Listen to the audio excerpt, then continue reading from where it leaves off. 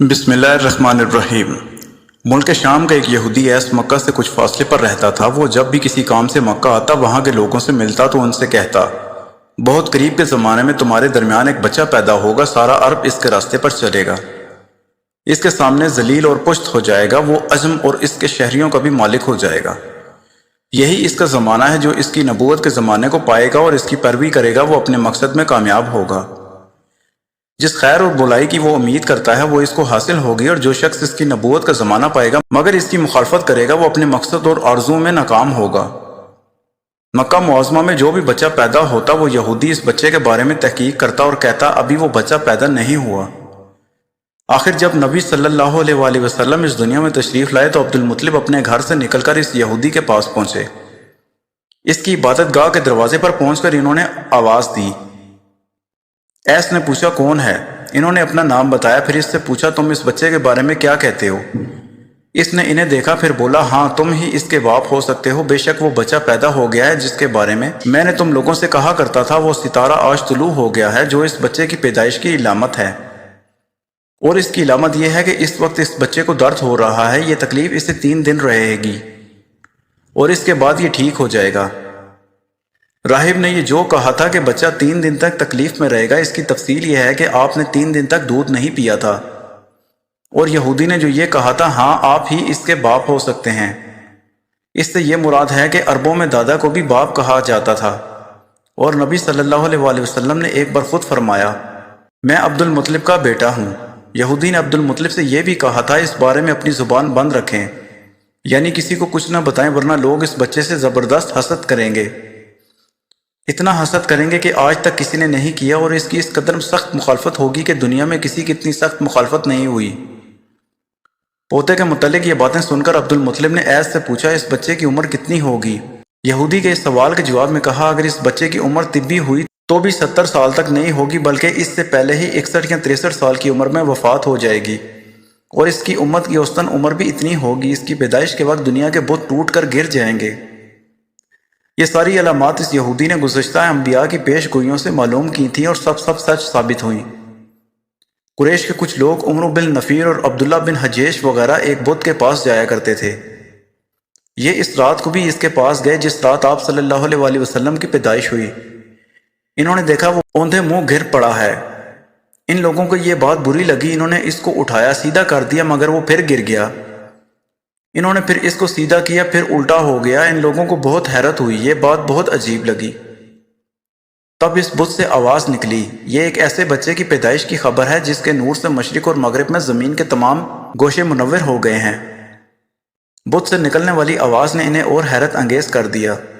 اس کے علاوہ ایک اور واقعہ پیش آیا کہ ایران کی شہنشاہ کسریٰ نوشیروان کا محل ہلنے لگا اور اس میں شگاف پڑ گئے۔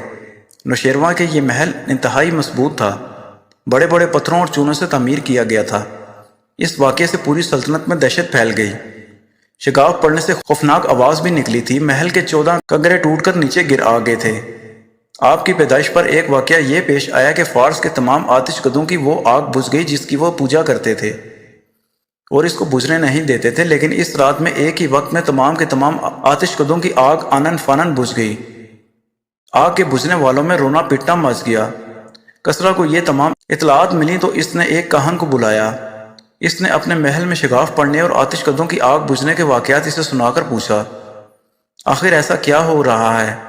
وہ کاہن خود تو جواب نہ دے سکا، تاہم اس نے کہا ان سوالوں کے جوابات میرا ماموں دے سکتا ہے، اس کا نام ستی ہے۔ نوشیروان نے کہا ٹھیک ہے تم جا کر ان سوالات کے جوابات لاؤ۔ وہ گیا، ستی سے ملا، اسے واقعات سنائے۔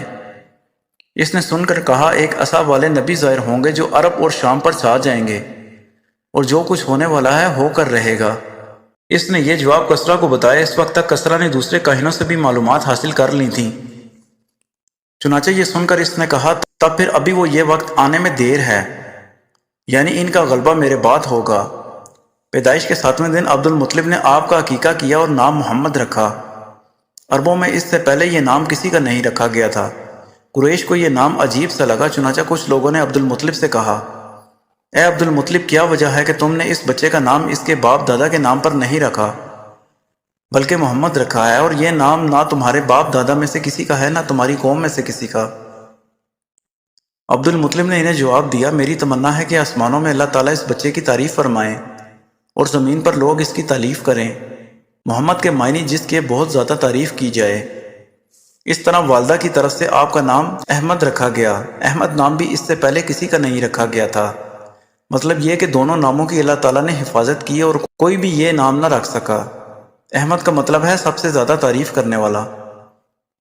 علامہ سہیلی نے لکھا ہے کہ آپ احمد والے ہیں اور محمد بعد میں، یعنی آپ کی تعریف دوسروں نے بعد میں کی۔